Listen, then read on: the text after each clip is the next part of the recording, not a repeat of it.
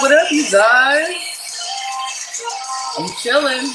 Happy. Look, let me see if I can show you guys this. It's 12:07. I'm a little late. Alright. Don't be mad at me. Don't be mad at me. I'm a little late. But I did show up for Valentine's Day. So we're gonna call this like a post Valentine's Day. You can call it the post Valentine's Day. I'm gonna give it like 2 minutes, and then I'm just gonna go because I didn't tell you guys I was gonna go live. I'm just kind of doing it on a random to make sure everybody's good on this Valentine's Day, on this post Valentine's Day night. Happy weekend! I hope you guys are out there just like you're having a really good time, and like when you see this, it's just gonna be like the greatest or whatever. But I hope you're doing good.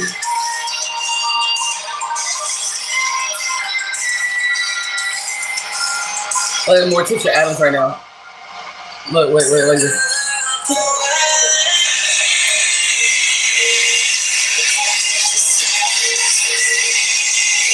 Oh, I wish I caught some of you guys. I figure you guys are up probably like late.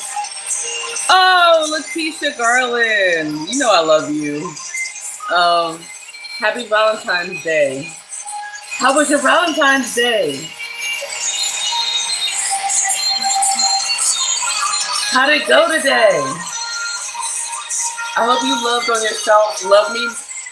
Shout out to Letitia Garland at the Love Me More Foundation. Go check out her channel. How are you doing? Enjoy your Valentine's Day too. I did. I actually enjoyed mine yesterday, like a day early, where I just like did all the stuff as a mom that I can't do, which is like polish your nails and do all that other stuff. All right, so I got all these notes. I got all these notes for you guys, and I've been saving them for like a week because I really was anxious to like talk to y'all about all of these things I've been writing down, and I stored them up for Valentine. Peaceful is awesome. Mine is peaceful too. Fist bump me. Ugh. Through the phone.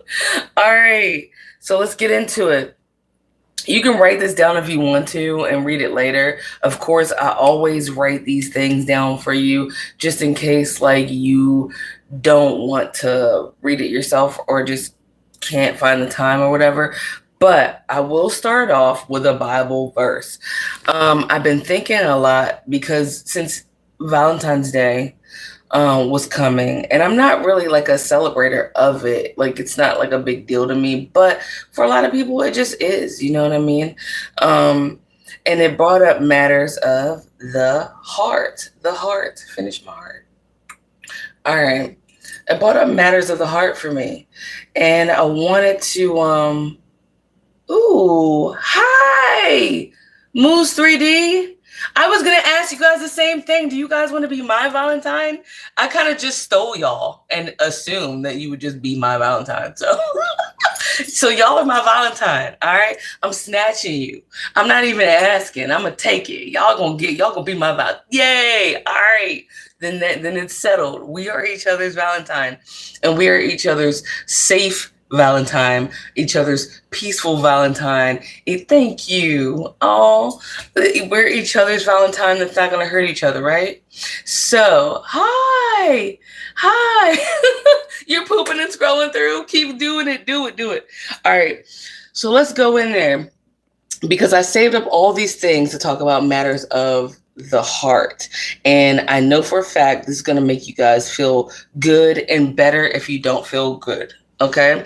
So Proverbs 4:23 says, guard your heart, for out of it flows the issues of life.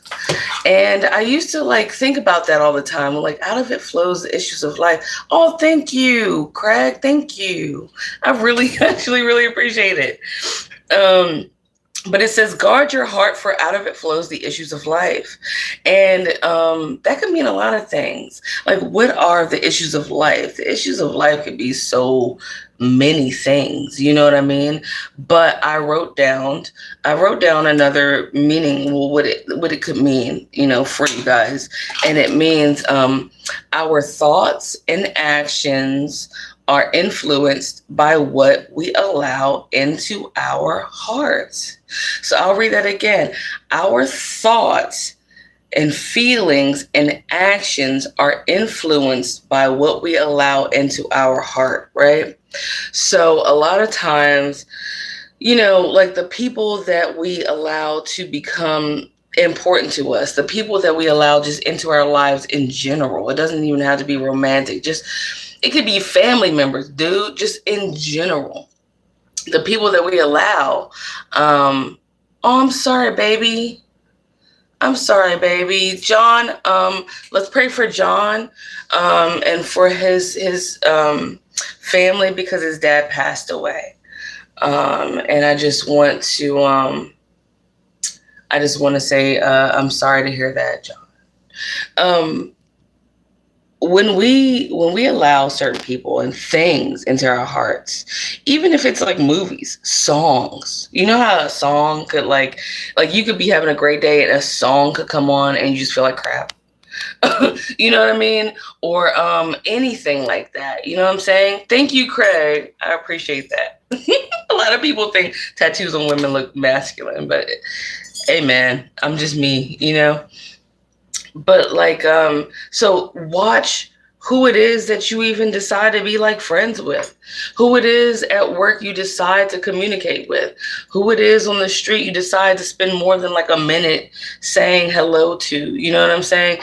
Even down to that, you know what I mean? Those things open portals for real, kind of like into your heart, and whatever is within your heart becomes like a part of who you are. It influences like how you feel. You know what I'm saying? You ever notice when you're going through a breakup, it's hard to go to work? Like, you got to go to work because you got to pay your bills, right? But when you go to work, you know what I'm saying? When you go to work, you're just off, especially if you're in something like customer service or something. When you're usually bubbly, it's just hard to be like, hey, when someone says hello, you're like, oh, whatever. Like, it's really hard to even like be there. It affects how you eat. Maybe you don't want to eat. Maybe you overeat because of something. You know what I mean? Those are the kind of things, like, you just gotta like, hi, Esty. You gotta like really guard your heart. And it's so important that the Bible talks about it, you know, because from out of your heart flows literally the issues of your life. And your life is so important.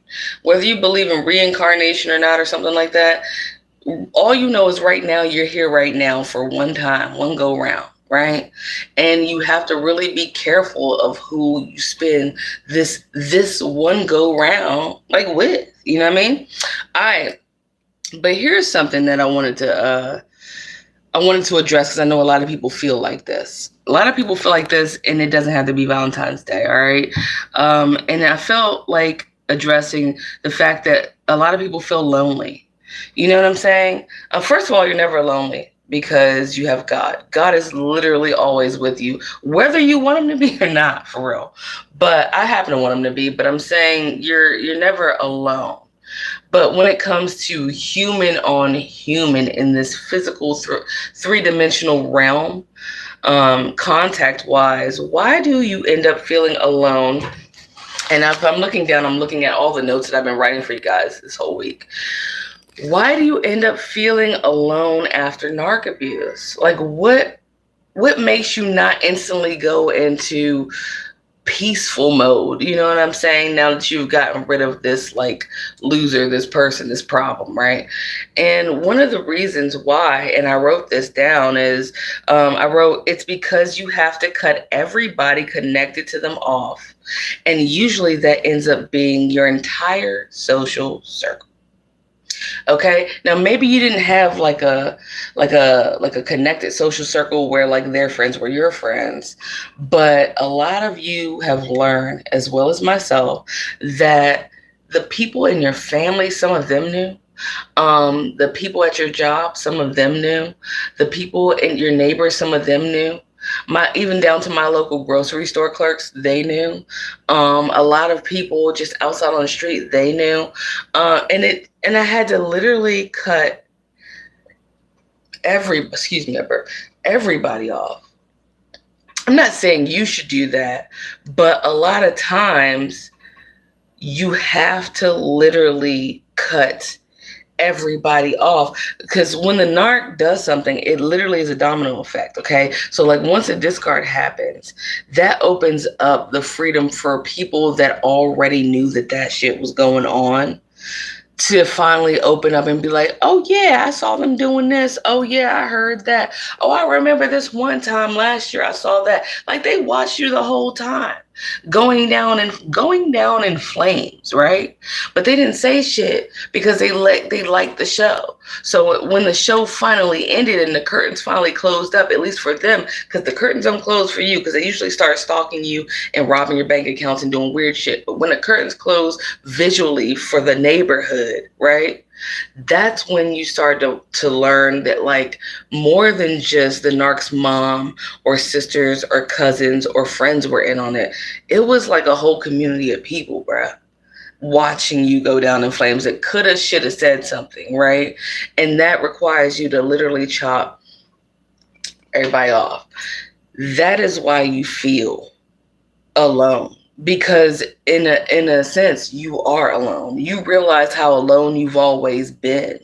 You know what I'm saying? Even while in that relationship, you're like, damn. Hi, Sam. You're like, damn, you know what I mean? Thank you for the rose, Sam. And you're like, damn, you know, like I didn't realize that everybody was waiting for me. They were like watching me drown. Everybody around you had a little mini life raft. Everybody around you had one of those little lifesavers. They just didn't throw it out to you because it was just so entertaining watching you trying to keep your head above water, going, trying to get some air, trying to not go under all the way. And they like that shit because they're bored, right? So you end up being alone. That's why it feels so desolate. Like, after the discard, after narc abuse, because you start to actually see, this is what was hard for me. I started to actually see, you know, the real pit, like the innermost depths of human nature. And honestly, human nature is not very pretty. Like you might be very pretty inside of yourself. You might, like me, like plants, animals, people, old people, kids. You know what I'm saying? Like you like all that stuff, but everybody's not like you, baby. Everybody's not going to reciprocate. Just because you give it out doesn't mean it's going to return to you from the source that you are planting those seeds in. You know what I'm saying? So in that case, it does get very, very lonely. But I'm here because I wanted to let you guys know you're not the only one that feels like that. It doesn't, you know, it's not like you're by yourself. I know you're by yourself wherever you are possibly, but we're all connected. And I wanted to pop on here and tell you guys that I've been thinking about y'all all week. I think about you guys every week, and I actually really care. And those are just some of the things that go through my head. So let's keep going. I wanted to say that, but I wanted to also tell you, and I also wrote this down in my notes about cutting people off. Because if you're like me, I'm not like this now per se, but But when I first had to learn this harsh ass lesson that this is kind of the way that a vast majority of people are, cutting people off was like really hard because I almost felt like guilty for doing it. You know what I mean? How you know you're supposed to get rid of somebody, but you still feel bad that you're getting rid of somebody because you actually care about people. You know what I mean? You're like, what if this makes them feel like fuck how they feel? And that's a hard place to get to when you're empathic, right? When you have empathy for people. It's a hard place to get to say, well, fuck how you feel. But by not saying fuck how they feel, you're kind of telling yourself in the mirror, fuck how you feel. Aren't you important? Yeah. Don't feel bad for telling yourself you're important. I had to take it took me 41 years to get to a place where I actually could acknowledge that I was important without feeling like conceited or something, you know? But that's not conceit, you know? It's just healthy to recognize that you are actually just as important as the people that you are trying to help or connect with, right? So I wrote down, don't feel bad because in all actuality, the people that you had to cut off would have helped that narc drain and milk you until they found your replacement. That is one of the things that I think was also the hardest to not grasp, but to accept, is that a lot of those people really were enabling them because whatever the narc benefited off of you from, those people kind of benefited off the narc from whatever they siphoned off of you. And they just basically would have watched and helped and aided that person in hurting your ass and draining your ass. Hi, Mary Williams. Hi. Yes, and draining your ass, right? They would have watched you go down anyway alongside that narc until that narcissist found your replacement, which definitely, inevitably, they are always on the hunt for.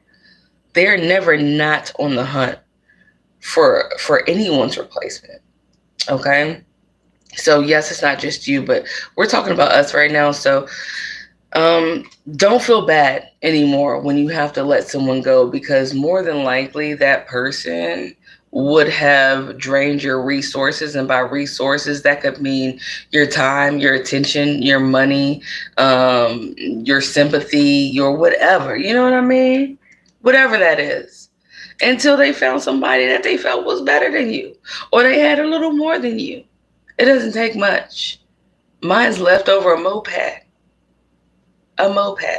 Okay? So, and more than that, but a moped was like really like a 3-year marriage and kids for a moped. You know what I'm saying?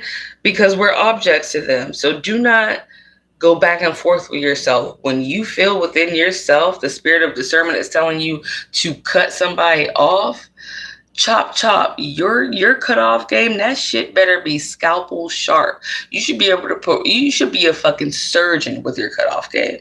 You understand? I'm talking about top surgeon. All right, one that's requested. All right, in the hospital, you need to be that kind of surgeon when you cut off. That little Bama that ride on that bicicleta from the movie Saw, his ass couldn't cut shit off as good as you. You better than that nigga. Like you're your own horror movie, bro. Like you should cut off like that. All right, there should be no conversations about it. Okay, drink you a soda or whatever the shit you drink and go to sleep peacefully, because you don't have to roll over in your bed and bump into a piece of shit. All right, when you roll over in your bed tonight, or I don't care if you sleeping on the couch, fuck it, if you sleeping in your car, but is there a nigga in the passenger seat fucking up your life? No. That means every mistake that happens in your life, at least it's just you making them. You don't need help making mistakes. You know what I'm saying? You don't need a mistake to help you make a mistake. That's what I'm talking about. So don't feel lonely this Valentine's Day. Fuck Valentine's Day. Honestly, if we really wanted to get down, I'm sidetracking here because I talk a lot, but whatever. If I really wanted to get down to what Valentine's Day really was, before Saint Valentine was even created, there was this other like demonic entity that people were worshiping, that the Romans would strip down naked. Roman men would strip down naked and kill animals and pour the blood on them, and then go rape women because they wanted fertility to be up. So really, wearing red and all that shit is really just reminiscent of that thing. We don't have to do that one day a year. People should, if they're gonna celebrate you, bro, and matter of fact, go where you are celebrated. If people are gonna celebrate you, they're gonna give you flowers on a random Tuesday in October or some shit, just cause they love you, bro. Like, it doesn't matter. Celebrate the people you love like every day, dude. So don't sweat this one day. People who love you are gonna just do little things, man, to show you all the time that they just like care, you know? So anyway, that's my spiel for that. But anyway, so let's go. I want you to go and write down 1 John. Okay, we're going for the Bible again. For those of you who want to do that, write down 1 John 2:19. Now, I'm going to read this for you because, of course, I love y'all and I wrote it for you, okay? And it says, they went out from us because, this is regarding the people that left us. So think about your discard, or think about whatever that discard is, and think about all the people that you had to cut off that didn't care enough to try to come back or explain themselves or any of that stuff. Think about everyone that has exited your life in a way that you did not earn, that was painful to you. Think about 1 John 2:19. They went out from us, but they were not of us. For if they had been of us, they would no doubt have continued with us. But they went out that it might become plain that they all are not of us. So if they were about you, bro, they would have been with you. Anybody that is for you, they don't just leave. A real friend, if you got into a disagreement, isn't going to just dump you off. You know what I'm saying? They're going to analyze that. They're going to tell you how they feel. You're going to listen to that, tell them how you feel, and it's going to be all right. You're going to work that out because your relationship is valuable.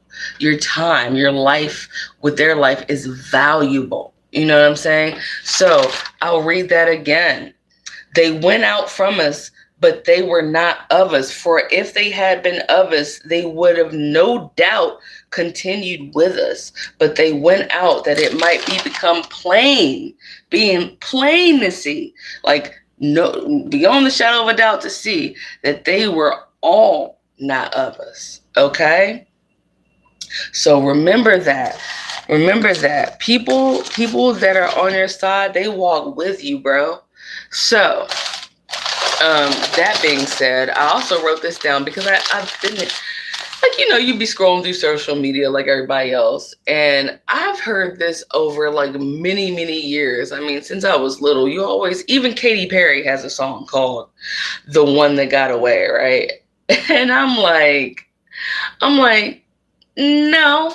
Today I was thinking about that. I was like, the one that got away, because I used to think that I had a one that got away. And I'm like, no, I don't believe in that. I'll tell you why I don't believe in it. And maybe you can analyze whether or not you do. But I'll tell you why. I don't think that there's such a thing as the one that got away. And I'll tell you why. I wrote this down. I said, there is no such thing as one that got away. Because if God meant for you to have it, no man could have taken it away from you. Right? Now, maybe no person took that person away from you. And by the way, you can't take anything that wants to go. Right? Like when it's a human, other than abduction, which we're not talking about. All right? We ain't talking about sex trafficking and getting abducted and kidnapped and snatched up. Most people ain't snatched. They walk the fuck off, right? So you can't take someone from someone. They have to want to go, Okay. But in theory, there is no such thing to me as the one that got away. Because if God meant for you to have that person and for that person to have you, there would be no distraction that would be potent enough to make that person break their covenant with you. There would be no distraction that would make them ditch you and go try this other thing. There's no I slipped up. There's no excuse. If God sent it to you, it is yours. If God sent you to them, vice versa. Okay? So there, throw that out of your mind. Thinking about Katie from high school, that you maybe if you had just stayed and you didn't move to Morgan State, it would have been, no, it wouldn't have been shit. Because if it was supposed to be yours, that would have never even been a thing. God would have made it clear in your heart and clear in their heart that this is yours, and it would be so right now. Okay. So with that being said, I want you to also write down, if you're writing this down, or you can rewind it or whatever, Amos, Amos in the Bible 3. So Amos chapter 3, verse 3 in the Bible, and it says, "Can two walk together except they be agreed?" Now that's a question. Right? Can two walk together unless they be agreed? What does that mean? That means, okay, let's put it in really super, super simple terms, and then I'll read. But in simple terms and like straight up plain ass terms, if I want to go left and you want to go right, can we go together at the same time? No, we can't do that. Right, exactly, Lakeisha. You would be equally yoked, right? If you're agreed, right? Spiritually, right? So here's the thing. If I'm a devil worshiper and you're a Christian and I'm at home sacrificing goats or some shit and you're going to church, are we going to make it? No, that's forced. We ain't going to make it, dude. No, we're not. No, we're not. Okay. Can I go left and you go right? No, I can't do that. So this is the thing, that narcissist didn't agree with you.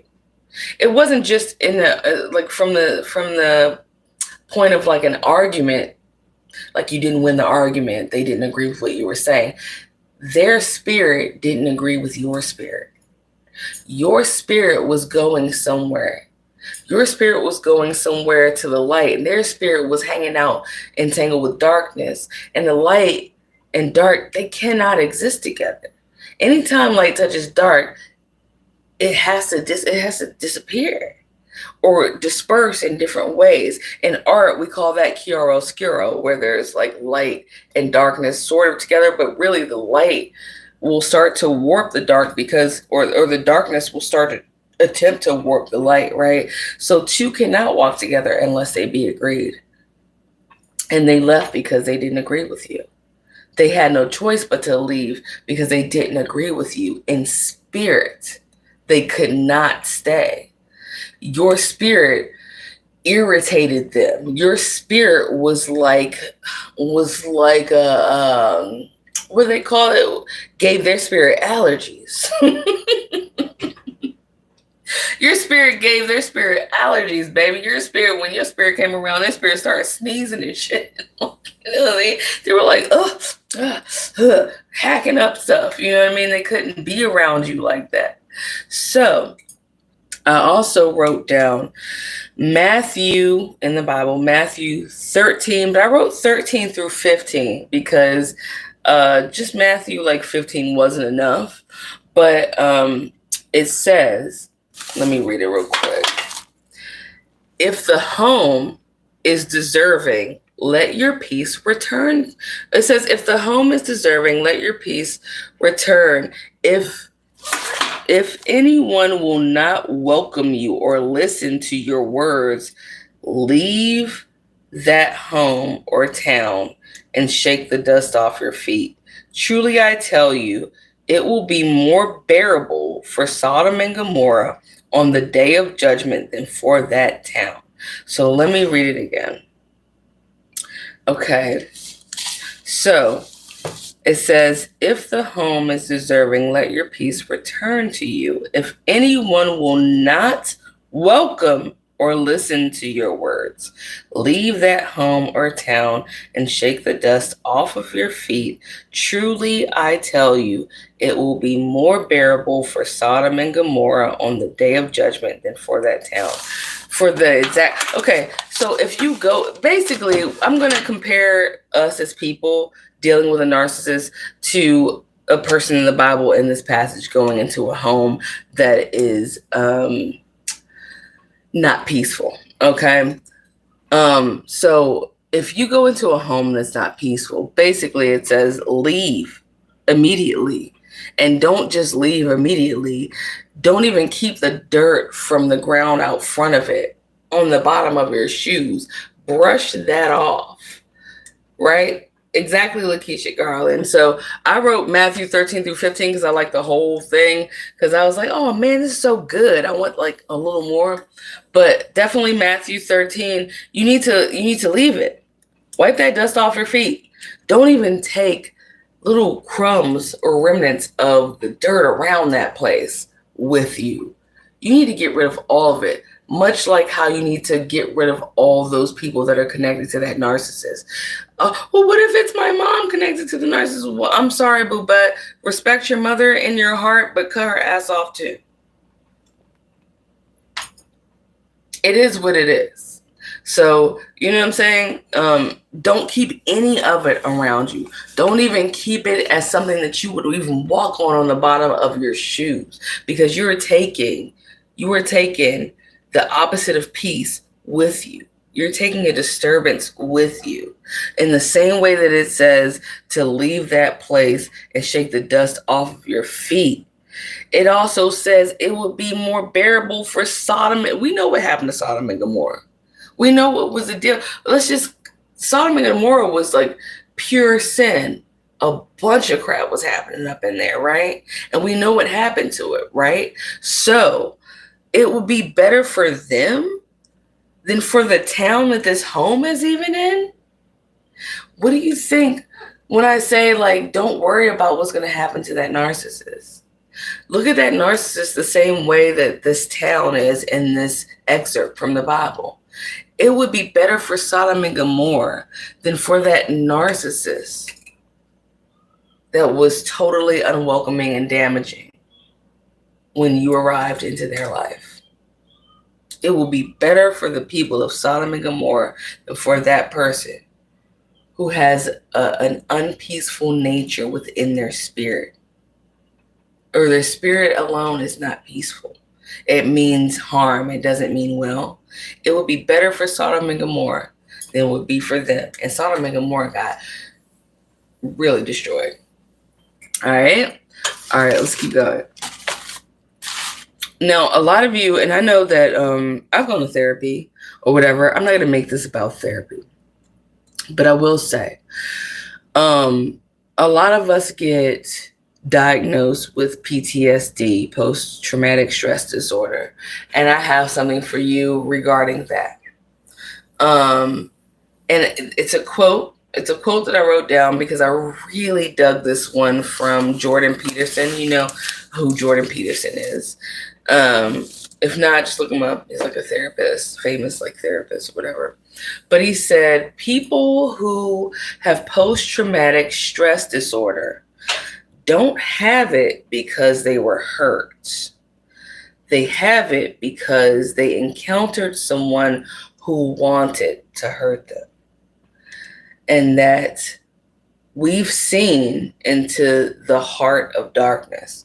So basically, he's saying people don't have PTSD just from like getting hurt in general. There's a lot of things people have been through, dude. There's a lot of people who have been like through I'm talking about some insidious stuff.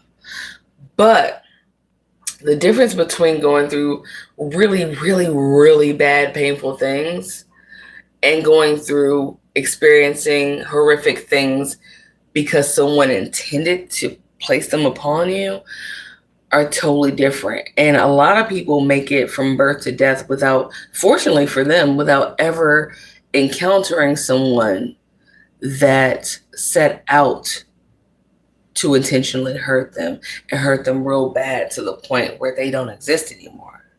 But unfortunately for us, we've experienced that. We've experienced meeting someone that pretended to be something just so that they could actually hurt us.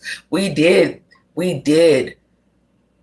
trip upon the big bad wolf in the forest while we were bringing our grandmama some cookies. You know what I'm saying? We did. So there's a big difference, and I wanted to share that with you guys because a lot of us could really benefit from that. A lot of us, get told by people. How many of y'all? I'm sure a lot of y'all, almost everybody that's been abused in any way, shape, or form, and in my case, in a narcissistic way, some person close to you or an outsider told you, "Oh, girl or dude, get over that. I mean, it's been like a year. It's been like 3 years. Oh man, you should be past that. You should be and you in your mind, you're like, you don't know what it's actually like to be me, because like this is not your typical breakup. This is not your typical falling out. This is not your typical anything. Like, this is not the normal thing that therapists talk about. This is not in any way normal. This is spiritual warfare. And I don't know how to tell you that this is spiritual warfare. All I know is that I'm being attacked heavily by Satan and a whole army of people, right? So that's something that a lot of people don't get that have not gone through it. But people that have gone through it know that this is a spiritual battle that is beyond any bad thing that could just happen to you. That, this type of PTSD is not accumulated because you got hit by a car once, or, whatever it was. This kind of shit happened because you encountered the stuff that be on those A&E channels where it's like the First 48 or For My Man or Stalked or I Survived. All those channels that you watch and all that stuff. All those channels you watch, and you were sitting back one night going, dang, that's real messed up. Ooh, that's scary. And then you encounter the shit. And you really feel what it's like to be those people that you watch on A&E? Yeah, dude. That's the shit that changes your life. Narcissistic abuse rewires your brain. Look it up. It really actually rewires your brain. You will never look at people the same.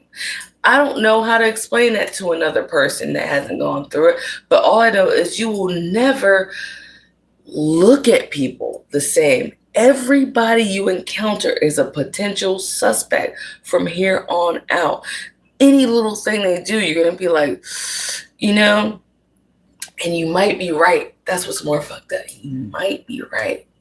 All right. So I'll read that quote again. And let me read what you said, Lakeisha. You said they don't understand that it's easier said. It is easier said than done. And if you want to describe it, yeah, they would say that you're crazy. Right. They'll be like, oh, you're tripping. You're crazy. You need to let it go. You're always crazy, right? Why do you think people actually go crazy? Probably because they were shit on when they were telling the truth about something insidious, and people called them crazy instead of listening to them.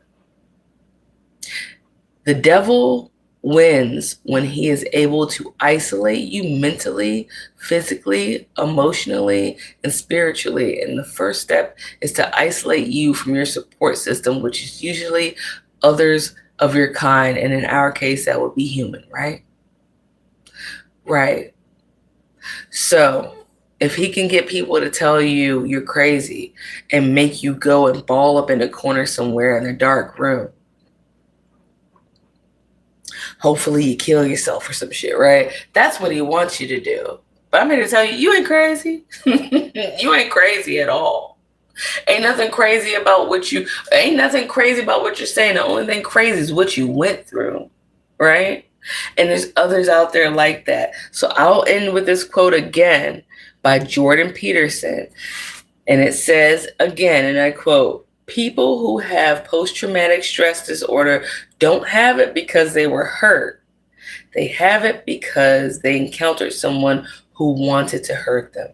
They've seen into the heart of darkness. Once you have seen into the heart of darkness, what do we say about things you see? You can never unsee them. Once you see something, once you went into that P. Diddy party and you opened that back door and you saw into one of them rooms, you can't unsee what you saw now. You saw it, right? The narcissist like stumbled into a room in the back of a P. Diddy party. You saw some wild shit. And you can't unsee it, right? But anyway, I love you guys. And I would love to be your Valentine. Thank you for being my Valentine. And I know I'm late, but actually I'm right on time. Everywhere you go, you're right on time. You know what I'm saying? I hope everybody is out there enjoying themselves and that you do something kind for yourself. I don't care if it's just washing your face tonight when you plan on keeping your makeup on or whatever it is you're going to do. All right? I want you to realize that you've come such a long way. I mean, and that quote is so legit because being hurt doesn't give you PTSD. One example real quick. Y'all remember that young lady? She was like a young blonde girl somewhere. I want to say she was in Hawaii or something. Remember that shark bit her arm off while she was surfing? I can't remember her name, but she was a real young little blonde girl. And this shark bit her arm off. And you know what? When her arm healed, she got her ass back in the water and still remained to be a pro surfer. Right? So that's proof that getting hurt in a traumatic way, like a shark biting your arm off, didn't stop her from surfing. But had that same girl never been a surfer and never got attacked by a shark, but just was a regular, really cool chick that got in a narcissistic relationship, she probably would think twice before she came outside. That's the difference. Anyway, I love you guys, and God does too. God does before I do. He's better than me. He loves you first, and then I love you, right? And then I just want y'all to just have a great, I guess, morning, because it is 12:48. But thanks for rocking out with me, and I'm going to end this live. I love seeing you here. Thank you, Lakeisha Garland, and my other babies who showed up. And I hope that everyone just has an amazing night. Okay? All right. Well, I guess I'll try to figure out how to end my live or something. And if you need me, hit me up in the comments. So I'm not going to start a Q&A either. I'm going to do something different. So let's do that. Yep.